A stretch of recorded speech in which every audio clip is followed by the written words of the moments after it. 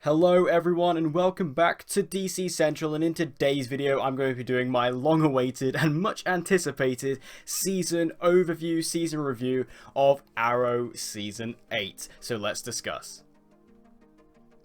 So yes, I'm finally doing this video. I thought it was a bit too late, to be honest, to do this video, but I just thought, you know what? I did my Black Lightning one this week, why not, let's just do it, especially because I am going to be starting, if you saw my channel update video, you'll see, you saw that I actually am starting a new Arrow series, where I'm going to be going through the entire series and reviewing each and every episode. I'm about to start doing that, so I thought I might as well finish up the Season 8 videos before I kick them off again by doing the season overview / review. So, this is quite an interesting one, obviously. As many of you watching will know, who have watched me for a long time, will know that Arrow is my favourite show of all time. I adore Arrow. It's so close to my heart. It's something that, you know, is incredibly personal to me. It's something that I love and treasure very dearly. So this final season was very bittersweet. Obviously, they had a lot of great moments, but it was also a very, you know, sad time to see it go. And also, if you've been watching my channel for a while, you've been watching my reviews, if you've been listening to the podcast, if you follow me on Twitter, you'll know I have some very interesting and apparently divisive thoughts about this season as well. So this is going to be quite an interesting one, so make sure you grab a drink, grab a snack, whatever you want to do. Let's just chill out and relax. Let's talk about Season 8.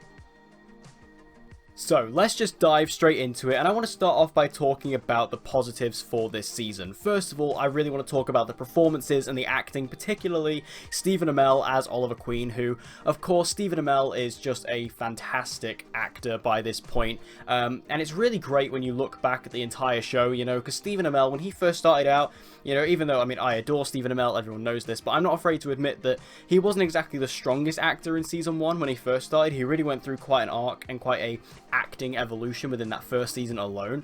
But when you get to this point in the show, you know, Season 8, he is just knocking it out of the park episode after episode with the emotion.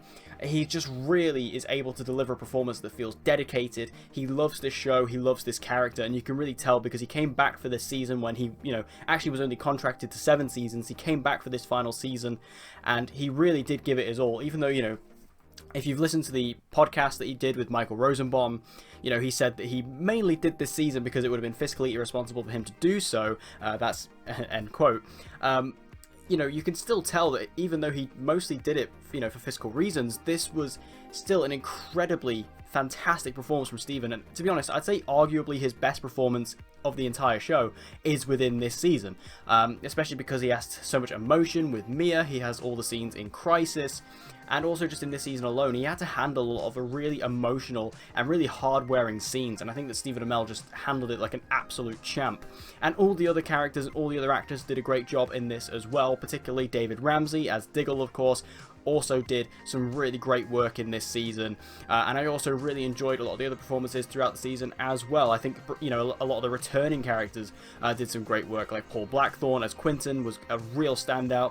Susanna Thompson as Moira Queen coming back, that was fantastic. David Nichol as Anatoly. We got some really good performances within this final season, and that was really nice to see because, again, this is the final season, everyone was giving it their all, and I really felt like that. Also, the action and the choreography and the directing of this season was absolutely top-notch. This is something that's just gotten better and better with Arrow with each and every season, pretty much.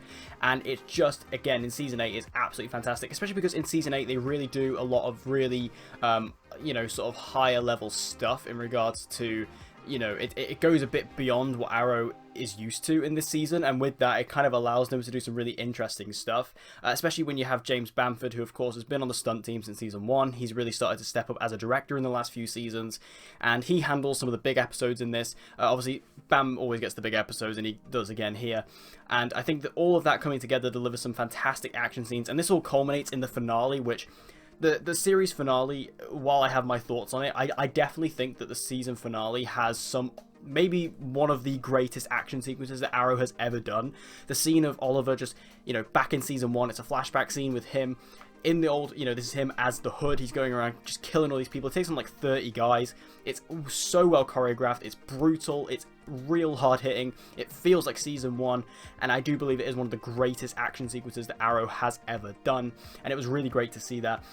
And there are many sequences throughout the season that are like that as well. There's a great fight scene in episode 7. There's a great fight scene, like pretty much a one-shot take in episode 6, which David Ramsey directed, did a great job there. There's a lot of just really strong fight scenes in this, which I really enjoyed. Also, this season really did feel like the best of Arrow. I mean, that's what they said going into this season, was it was going to be like a best of. We were going to see lots of returning characters, lots of returning locations and things like that. And it really did feel like that. You know, we got a lot of fantastic returning characters in this. As I mentioned earlier, people like Quinton and Moira. We also got Tommy returning. We also got Josh Segarra returning as Adrian Chase, a different version of Adrian Chase, but a very cool version of Adrian.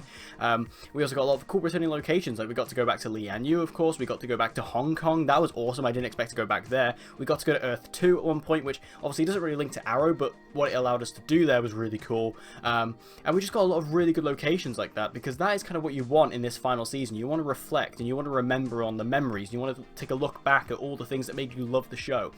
And for me, Season 8 was able to do that, because you were able to go back to all these different locations and just see, you know, because while this season does have a lot of sci-fi elements, which I will get to that in a little bit, even though I have my opinion on that, I do think that the sci-fi elements, what it allowed you to do for this final season, in the sense of, you know, like us going to Earth 2, which isn't really something Arrow's never really done multiverse travel before, so, you know, us going to Earth 2 was really exciting, and also just doing a bunch of time travel-y stuff like that, and, you know, bringing characters back and certain things like that. It just allowed it to feel super special as this final season, and Arrow being a comic book, you know, DC Universe show, allowed you, it just gives you more privileges that a lot of shows don't have. I'd also like to shout out Katie Cassidy as well, who plays, of course, Earth 2 Laurel Lance, Black Siren, whatever you want to call her. Another fantastic season from her. Like, Laurel has just got so much better on the show, like, every single year. Like, even I know, obviously, this is a different character than the one who died in Season 4, but just the way that this character has just evolved from Season 5 all the way up to now has truly become one of the best characters in the Arrowverse for me. I just love Katie Cassidy as Earth 2 Laurel Lance, and her role in this season is fantastic. You know, her loyalties with the team were really tested. The only negative I have isn't to do with her character at all. It's just the fact that she wasn't in Crisis. Like, that's really bizarre to me, especially when you look at episode 6 of this season, and the fact that, you know, the Monitor put her through some tests and then she just wasn't in Crisis at all, not even referenced, made no sense to me. But it was really cool to see Laurel really step up and be like a main member of the team in this season, and I loved that. And there was some real standout episodes in this season as well. Episode 1, where we went to Earth 2, might be potentially the strongest season premiere that Arrow's done. I don't want to jump to that conclusion quite yet, but it was genuinely fantastic, that season premiere. I mean, the season 5 premiere is great as well, but I do think that this season premiere, it just was so exciting and got me so on board with the season. Also, episode 6 was absolutely amazing. You know, David Ramsey directed that one. You know, we had Quinton coming back again with that one-shot fight scene. It was so emotional. We got a lot of really good closed arcs there.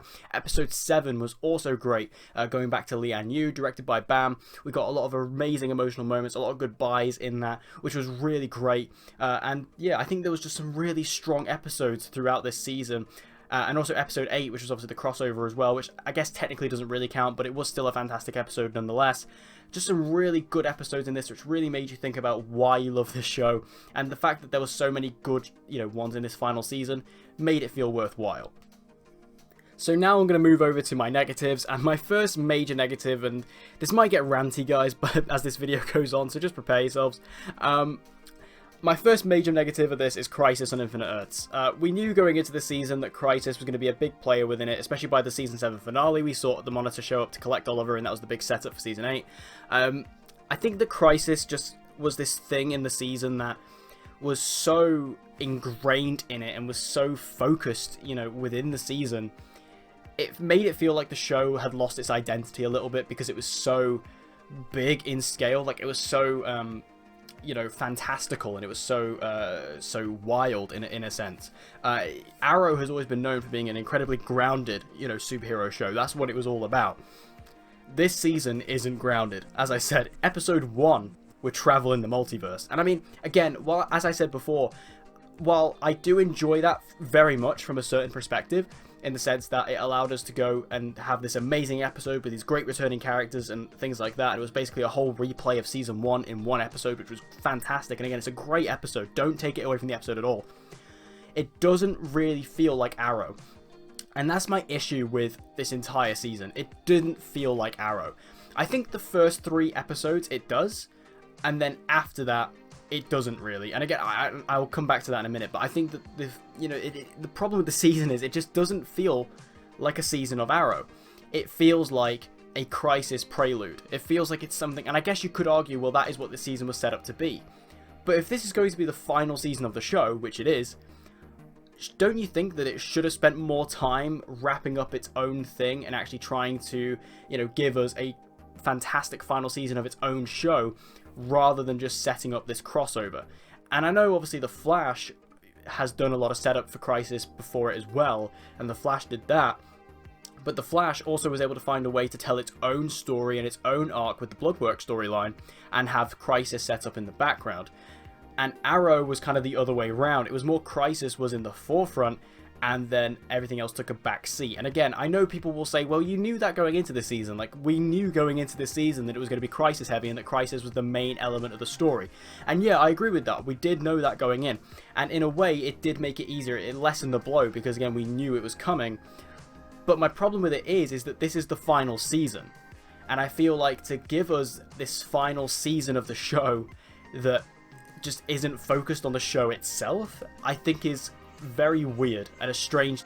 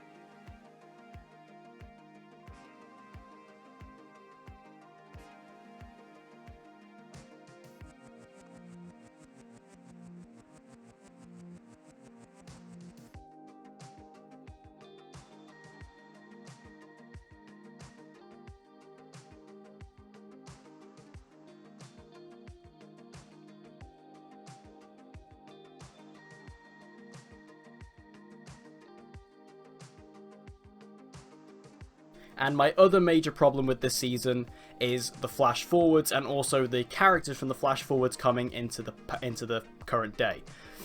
This was my main major issue, because while the season was focused on Crisis, it was even more focused on setting up this spin-off. This spin-off show, Green Arrow and the Canaries, which granted, if it gets greenlit and I like it, I'm sure I will like it, I will watch it. But the fact that this, again, the final season of Arrow was so dedicated and so focused to setting up this spin-off that will potentially never happen. I mean, because to be honest, it's not looking good right now. We will find out next month officially whether or not it's happening, but to be honest, it's not looking good. So the fact that this final season spent so much time trying to build up these characters that we didn't know, that were completely brand new characters from the previous season, like Mia and William and Connor, setting up these brand new characters that we had no connection with and no personal attachment to. They were trying to build them up so much for this potential spin-off that will never happen. I've seen the phrase thrown around that these characters hijacked the final season, and I couldn't think of a better way to explain it myself. Like, it really was a hijacking. Like, these characters came in and completely took the screen time of everyone else. As I mentioned before, Renee and Dinah, two characters who have both been on the show since season 5 and are both series regulars, had no attention in this season, had literally no influence throughout it, were barely in the episodes, and it was just nothing for them. And I know that some people will say, well, you know, and I can see it, I can see from the writer's perspective, they're like, oh, well, if we get the spin-off, we'll do all the work with Dinah there, and fair enough, but the point is that you might not get that spin-off, and again, it's looking like you might not get it at this point. So you've just wasted an entire season where you could have had some really good development with Dinah and wrapped up her storyline. But no, they completely shoved it aside because we've got to focus on these other characters who we don't know. Same with Renee. Renee, I think, is probably the only other character on the show currently who potentially has the chance to appear in the spin-off, given how close he is with Dinah, and also with Zoe and things like that. But again, you could have spent time wrapping up his story and also potentially, you know, setting him up for this mayoral thing, which they kind of do in the finale, but it feels very rushed because, again, they didn't do it beforehand. You could have spent more time with that, but no, again, he gets completely sidelined. Diggle, completely sidelined in the season as well. While Diggle is there for a majority of the episodes, and he is there alongside Oliver, he basically takes a side seat to Mia, which, again, is very annoying and very rushed because Mia, again, is a brand new character we have no connection to. Most of the fans don't like her as a character. You know, the majority of the fans do not like Mia. So to take away Diggle, who is the second lead of the show, potentially the most fan-favourite character of them all, and replace him with a character who people typically don't like, very, very strange decision. And the fact that these characters just hogged so much screen time, it was ridiculous. And this all comes down to a particular scene. Like, this is where my sort of infuriation with this whole thing really started, was in episode 5, which I think is potentially maybe the worst episode of the season, potentially. Maybe 4, I don't know. Episode 5 is where they go to Russia, and you have this scene. I mean, this is where my annoyance with Mia really came to a head, is because Oliver tells Mia to stay back, and that's fine, and then she shows up anyway and then gets captured. And then she's like, oh, well, you know, you clearly didn't have it handled until I showed up. It's like, well, no, Mia, because you're the reason they're actually captured. Oliver was absolutely fine, and then you showed up, which he told you not to do, and then you got captured. But anyway, I digress. What I want to talk about in episode 5 is you have that storyline going on with Oliver and William and Mia, who are in that fight club thing. And then on the other side, you have Diggle, who's gone to recruit Roy. And this is where Roy comes back into the season. This was incredibly frustrating because you have this sort of scene where Roy is kind of really conflicted. He doesn't want to help out. He doesn't want to get back into it because he doesn't trust himself. Obviously, we saw in season 7 that, you know, he went in the Lazarus pit. He came back. He has bloodlust and things like that. He doesn't trust himself. He ended up killing a couple of cops and he didn't know how to handle it. He didn't want to come back. But he has to go through this thing with Diggle, you know, this big emotional arc where he's like, you know, I don't want to come back, and Diggle has to talk to him and mentor him and say, no, Roy, you know, you have a family with us now. You will be fine. You know, we can change the future. We know how things are going to go down now. You know, you can come with us. You can be with the family. And while that was great, and I really liked all that stuff, it felt very strange to me and inorganic to me that Diggle was the one saying those lines, because Diggle and Roy, while of course they were close and they were teammates, they never had that relationship. They were never the mentor and the mentee. That was never their dynamic. But you know whose dynamic it was? It was Oliver and Roy. It wasn't Diggle and Roy, it was Oliver and Roy. Now, to me, it felt like in those scenes, it should have been Oliver saying those lines, not Diggle. But where was Oliver? Well, he was too busy elsewhere dealing with his kids, these brand new characters who we'd never seen before and who we had no connection to apart from last season, and he wasn't there because he was too busy handling those characters, so he couldn't handle Roy, a character who's been on the show since season 1. And that is what my frustration is with this season. These characters come in, we could have had so much development with all the previous characters on the show who we have so much of an attachment to, but we don't. We focus on these new characters who we don't care about, who we don't care for, and they just set them up for this spin-off that, again, potentially will not happen. And if this spin-off does not happen, I'm going to be even more angry, because then I know that this entire season was wasted on these new characters that we're never going to see again. And it just frustrates me to no end that this final season that should have been spent wrapping up the storylines of characters that we love and adore like Diggle and Renee and Dinah and Roy and Oliver, the fact that it's completely squandered by these new characters who we do not care about, I think it's borderline disrespectful, and I absolutely hated every second of it. And that brings me on to my next point, which is Oliver's death. Of course, Oliver was fated to die in this season. We all knew that going in. And this is another huge frustration I have with the season. If I wasn't angry enough just then, you haven't seen it all yet. The fact that this season we have Oliver die in Crisis, in a crossover, not even on his own show. It's absurd to me. I get that this is supposed to be the biggest threat that the Arrowverse has faced. I get that Oliver is essentially, to give it a Marvel comparison, to Tony Stark of this universe. He's supposed to die this way, you know, and it almost makes sense for him to die in a, you know, big fiery battle and things like that. The fact that he doesn't die on his own show, and I know technically it was the Arrow episode of the crossover, but whatever, it's still the crossover, right? It doesn't count.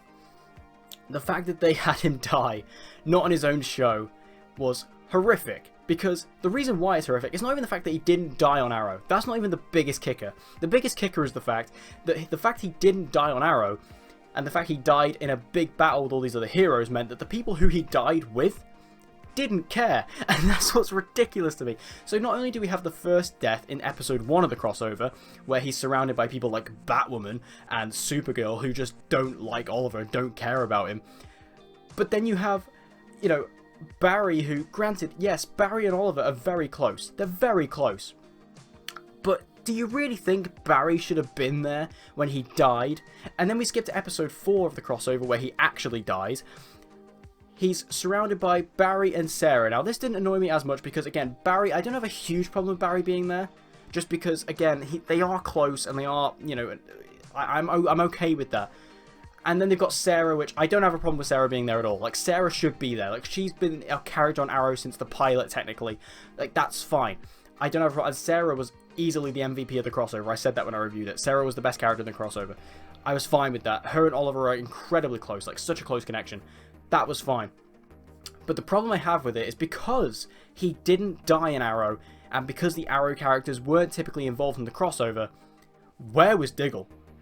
Diggle should have been there when Oliver died. Diggle should have been by his side when Oliver went down. That should have happened, because that is the character's role. That's what he's there for. He's there to be Oliver's right-hand man throughout his entire life. That's what they set up at the beginning of the season. You know, Diggle wants to be there with Oliver because he wants to be there till the end. But he's not there till the end. He's there basically till the end, and then when he actually dies, he's not there. And it's ridiculous to me. It's absolutely absurd. And I like the fact that they even reference it in part 5 of the crossover. When Sarah returns to Star City, she goes to the bunker, and Diggle's like, Sarah, he died twice. He died 2 times, and I wasn't there for either of them. And he says it in tears, and I'm like, yes, Diggle, I agree with you. That is exactly what the reaction you should be having. You should be angry, because I'm angry, and I feel like nobody else is angry, and it's annoying me. So I feel like the fact that Diggle wasn't there, it was just absurd. It was absurd. And also, like, in terms of characters who are in Season 8, who you could have had instead, not only could you have had Diggle, but you could have had Roy as well. You could have had Roy. Roy has been there since Season 1. He's a big character. And, you know, it's gone to the point now where Roy is essentially, you know, he was Oliver's technically first sidekick. I know, again, I mean, I've just been praising Diggle forever, but, you know, Diggle was technically his first sidekick, but obviously Roy was the Red Arrow. Like, he was Arsenal, he was there. He was his first proper, you know, costume sidekick. And the fact that he wasn't there either was absurd, absolutely ridiculousness to me. I find it just absolutely insane that they thought this was fine, that they thought this was a good idea. Because obviously, instead of Roy, obviously I would have said Felicity, but Felicity's not in this season, so we can't have her. So the next best person really is Roy. And Roy was in this season in episode 7. And the fact that Roy's not even in this crossover is insane as well. I know his arm got chopped off, but by the finale we see he has a robot arm, so we could have just moved that forward. That would have been fine. It's just ridiculous to me that the fact that Oliver dies, not even on his own show, and is surrounded by Barry and Sarah, which, again, I don't mind Sarah being there at all, because I love Sarah, I adore her as a character, and again, the fact she has such a close connection to Oliver, I don't mind it. And, you know, Barry, again, I don't hate it or anything. It's just, it's not even the characters that are there, it's the characters that aren't there. That's what it is. It's the characters that aren't there. It's the fact that Diggle isn't there, that Roy isn't there. That's what annoys me. So, and also moving on to my next point, which links into this one, the fact that Oliver becomes a god. Oh god, I hate it so much. I hate it. As I said earlier, this show is supposed to be grounded. This is supposed to be the grounded superhero show, and I know the argument's going to come, and I know so many comments are going to say, oh, well, this exists in the Arrowverse, this was a part of Crisis, you know, you've got to accept the fact there's going to be more superhero elements, and that's true. You know, there are more superhero elements in the show now, and that's absolutely fine. But the problem is, Oliver was never supposed to be the character to become a demigod and stop another god of equal measure. That was never Oliver's purpose on this show. That was never meant to be the thing. And I know people will bring up, like, you know, my good friend Dan McCann's Mule Kick Media, who I go back and forth with about this season all the time. He said to me the other night, he said to me, well, you know, you look at Oliver's phrase, you know, what he said in season 1, you know, I have to become someone else, I have to become something else. This was him becoming something else. But I'm sorry, you can't tell me that back in season 1, when they wrote that line, that is what they intended. They did not mean he's going to become some kind of god and fight the Anti-Monitor and kill him and birth a new multiverse when he died. It's just ridiculous. Like, it's just one of those things. If this was any other character, I wouldn't have an issue with it. It's the fact that it's Oliver, like such a human character, that becomes this person. Like, the Spectre isn't even, like, he becomes the Spectre, right?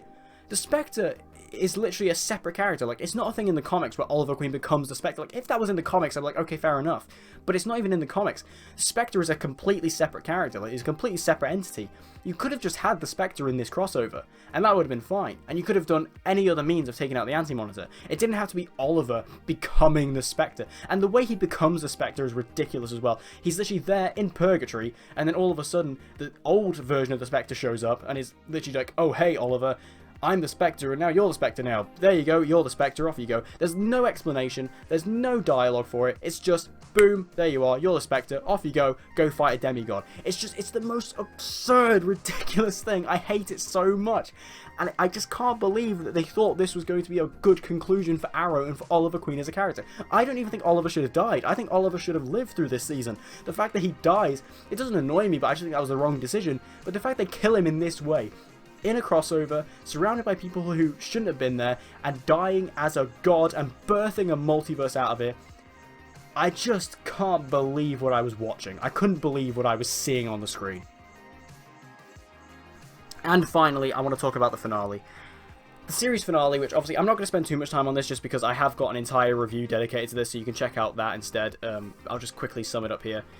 The finale is kind of ridiculous as well, because you have all these characters who come back from the dead from the birth of this new multiverse, which I can get behind the concept of Oliver bringing everyone back, but the problem with that is that it completely removes any stakes that the show has had, because people like Moira and Tommy come back to life, for example, and what I find even more ridiculous is the fact that they try to address the fact that not everyone's back, right? They say like Thea and Moira are stood over Robert's grave, and they say, well, if he could bring everyone back, why didn't he bring Robert back?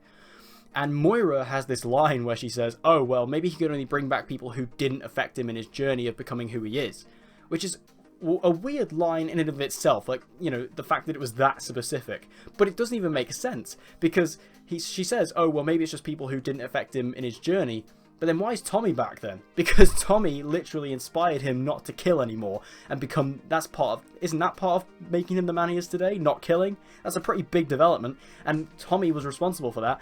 So why is Tommy back then? It was just a really weird way of explaining why, you know, they couldn't, because clearly they couldn't get James Sheridan back. So it was just like a weird way of explaining why Robert wasn't there. And the explanation was so specific and so weird that it doesn't actually make sense based on the other characters who are there. And also you have like Emiko, who's brought back to life, and they never explain anything about Emiko. Like, Emiko was a villain, so like, was she never a villain? Was she always good, or did she just survive and then come back? Like, we don't know. There's just so many things that go unexplained, and I know it's fan service. Like, I know people will come back and be like, oh, well, it's just fan service. She's just, you know. But the fact that the fan service makes no sense, and the fact that the show contradicts itself with the fan service, makes it seem just poorly written and poorly handled, and I'd rather just not have it if it's going to be this thing that they can't explain properly. you know, if you can't handle it right and you can't explain it, then don't do it. It's one of those things on the show where it's just, you know, I think a lot of superhero media does this, where it does a lot of like fan service that they can't explain properly. And well, yeah, it did bring a massive smile to my face to see all these characters back, these characters I love and adore. But then it just really tarnished it when I sit there and watch them try and fumble around and explain how it works, when clearly the writers don't know how it works either. And also the fact that it tarnishes the stakes. Like, Moira was such a huge death in Season 2. Like, that was such a huge moment. And such an emotional moment for Oliver. And that's just fixed. That's fine. It's done. So what was the point of this entire show? Like, what was the point of this entire journey for Oliver if all this development and everything is just completely pointless now because everyone's back? I don't understand. I don't get this finale. It's ridiculous. And also the fact that it ends in the afterlife.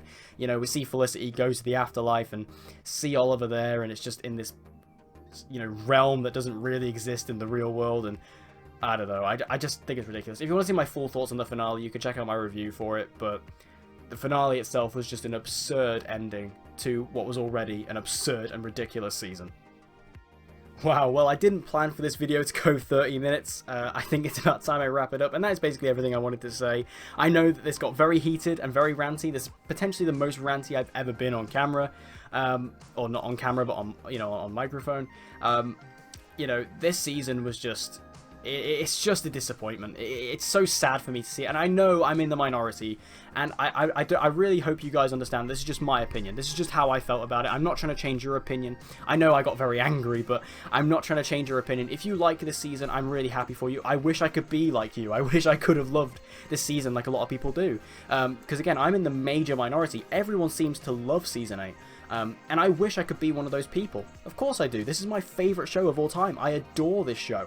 And again, there are elements of this season that I mentioned at the start that I do adore and did bring a huge smile to my face. And I cried throughout most episodes of this season. I cried, you know, even though I just mentioned how much the crossover angered me and how much the finale angered me, but I still cried throughout it because I had such a connection to it. I love this show.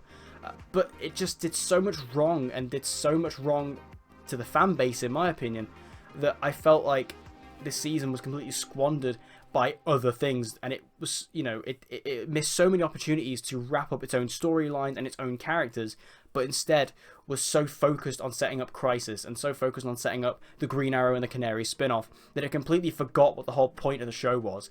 And I found that this final season almost betrayed a lot of what it stood for. And I know that I'm going to end this video potentially maybe even losing some of you as subscribers, because I've never been this angry before. You know, I get a lot of comments saying, you know, it's good that there's someone like me who's so positive, and, you know, because I am typically very positive, but I have to be honest. You know, I'm not going to lie to you guys. I didn't like this season. I think it was a bad season. I thought it was a bad final season for the show, and I think it was a bad representation final season for these characters. And the fact that it ended in this way, I just find incredibly upsetting, to be honest, and that's just the way it is. And I know this is going to be like the hottest take of all time, but I do think this is the worst season of Arrow. I put it below Season 4. I mean, this isn't news. Obviously, if you saw my ranking video that I made a couple of months ago, then you'll obviously already know that. I do think this is worse than Season 4, because although Season 4 was a bad season, I still felt like I was watching Arrow when watching that show. I can't say the same about Season 8. But anyway, that's everything anyway, guys. I hope you guys did enjoy this video, if you could, you know, enjoy the ranty side of it. Obviously, let me know your thoughts on Season 8. Obviously, let's have a nice and respectful discussion in the comments section. Let's not get at each other's throats and everything. You know, if you like Season 8, if you don't like Season 8, whatever it may be, let me know in the comments down below. Let's talk about it. Let's discuss it. And, you know, if you want to know any more of my thoughts in depth, just throw some questions down there in the comments. I'll try and reply to them and give you some of my answers as best as I possibly can. And as always, guys, if you want to see more DC content like this, make sure you stay tuned to the channel. Obviously, there'll be a lot more content coming up from the rest of the Arrowverse, and also my new Arrow series, which will be starting very, very soon, so make sure you stay tuned for that. And as always, guys, I hope to see you guys in the next video, whenever that may be. So I'll see you guys soon.